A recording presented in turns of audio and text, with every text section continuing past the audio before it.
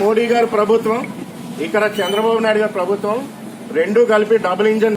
ఇక్కడ చూస్తే మా ఊడు వైసీపీ పాలన పెంచిన ఒక గంజాయికి బాలిసయ్యాడు మొత్తం. రాలేగాని సోదరులు చదువుకుని కూడా పల్లీలు బజ్జీ వ్యాపారాలు. అది ఎంత బాధాకరంగా ఉంటుంది మాకు.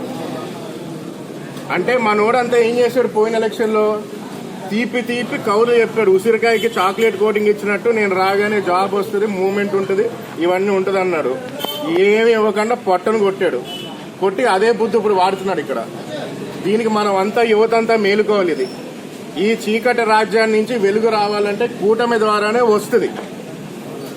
ఈ దరిద్రపు పాలన పోవాలి, పనికిమాలిన ప్రభుత్వం పోవాలి. మొత్తానికి ప్రతి ఒక్క యువత 100 మందిని టార్గెట్ చేసి గలమై పోరాడితేనే మనకి విజయం సాధన అవుతుంది దీంట్లో.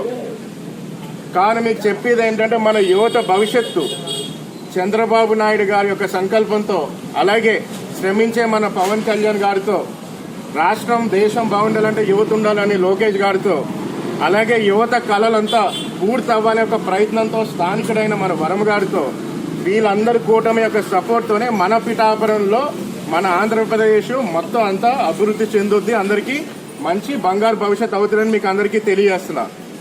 ఇది అంతేకాదు, మీకు ముగించే ముందు ఒక మాట చెప్పేది ఏంటంటే అందరికీ, వాళ్ళు ఏ రకంగా అయితే మనల్ని అప్పుడు పాతారో అదే రకంగా మనం అంతా కలిపి పాతాలి అని మీకు అందరికీ తెలియజేస్తూ, ఇంకొక మాట ఉంది దీంట్లో.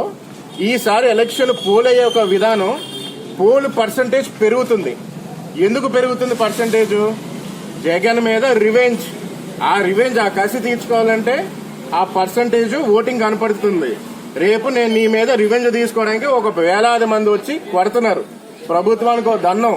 ఇలాంటి దరిద్రపు ప్రభుత్వం, పనికిమాలి ప్రభుత్వం ఇంకా రాకూడదని ఫిక్స్ అయిపోయాం. అది కాబట్టి రాబోయే రోజులు మన పిఠాపురం స్థానికంగా వస్తే అది ఎవరి తరం కాదు, గెలుపు తథ్యం. మన ఈస్ట్ కాకినాడ అంతా వన్ సైడ్ స్వీప్. మన ఆంధ్రప్రదేశ్ యువత అందరికీ చెప్పేది ఏంటంటే ఇటువంటి పరిస్థితి మనకి రాకూడదు. చాలా బాధగా ఉంది, భయపడుతున్నాం. 5 సంవత్సరాల యొక్క జీవితం నాశనం చేసింది గవర్నమెంట్. ఇది ప్రూవ్ అయింది, ఇది చెప్పుకోక్కర్లేదు. అది ఉద్యోగాలు లేక ఒక్కొక్క స్టేట్ కు పోతున్నారు. అది కాబట్టి మనందరం కలిపి పాతాళానికి తొక్కాలని మీకు అందరికీ తెలియజేస్తూ సెలవు తీసుకుంటున్నాం.